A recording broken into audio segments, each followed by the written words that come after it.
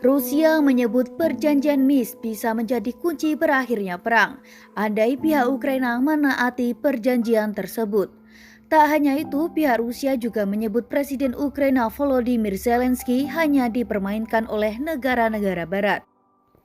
Hal tersebut diungkapkan Menteri Luar Negeri Rusia, Sergei Lavrov. Sergei Lavrov mengatakan Volodymyr Zelensky digunakan barat untuk melawan Rusia.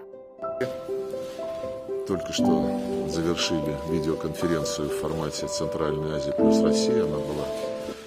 Klaim tersebut diungkapkan Lavrov dalam wawancara eksklusif dengan saluran televisi India Today Selasa 19 April 2022. Saya pikir Barat memainkan Zelensky melawan Rusia dan Barat melakukan segalanya untuk memperkuat dalam keinginan untuk mengabaikan perjanjian Minsk, kata Lavrov. Dilansir dari tribunnews.com, berjudul Rusia sebut Zelensky dipermainkan Barat, akui krisis berakhir jika perjanjian Minsk ditaati. Seandainya dia atau Zelensky bekerja sama dalam mengimplementasikan perjanjian Minsk, krisis akan berakhir waktu yang lama, ujarnya dikutip dari media Rusia TASS.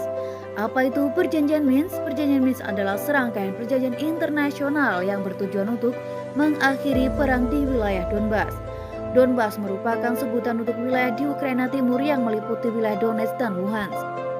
Kesepakatan ini berisi langkah-langkah untuk mendeklarasikan gencatan senjata, menarik senjata, menyatakan amnesti, memulihkan hubungan ekonomi, dan melakukan reformasi konstitusional di Ukraina melalui dialog dengan Republik Rakyat Donetsk dan Luhansk yang memproklamirkan diri atau DPR dan LPR.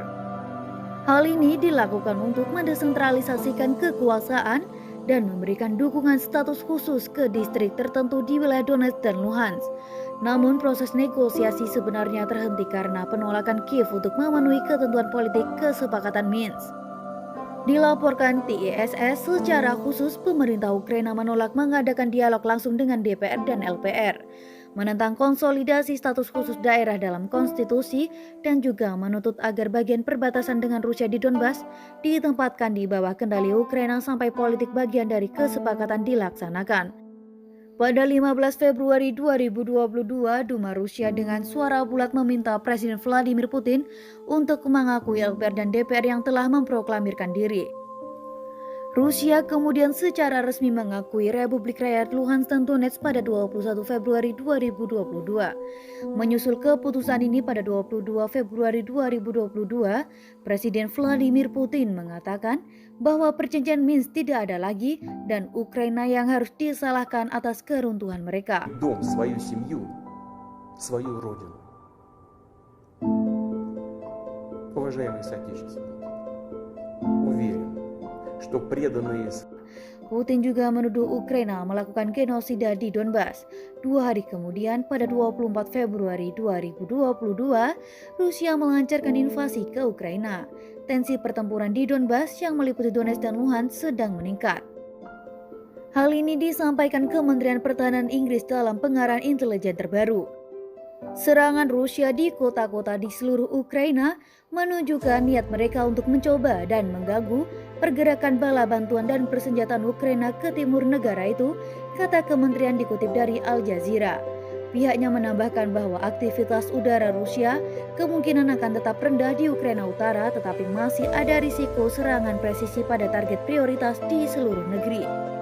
Serangan Rusia telah merusak pipa gas di kota Novodruses di wilayah Luhansk, menurut Kepala Pemerintahan Regional Serhiy Gaidai. Setelah tengah malam, katanya, Rusia juga menembaki 2 bangunan tempat tinggal di 2 area pusat kota.